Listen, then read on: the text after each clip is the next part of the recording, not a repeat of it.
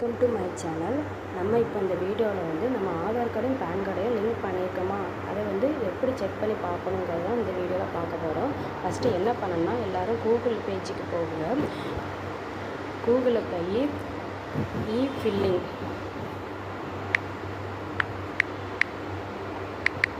இ-ஃபில்லிங் 2.1 search பண்ணுங்கள்.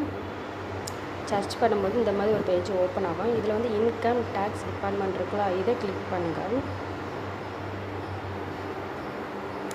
இதை click பண்ணிங்கன்னா அப்படியே ஸ்க்ரோல் பண்ணிட்டு கீழே வாங்க. இதில் லிங்க் ஆதார் ஸ்டேட்டஸ் அப்படி இருக்கா, இதை கிளிக் பண்ணுங்கள்.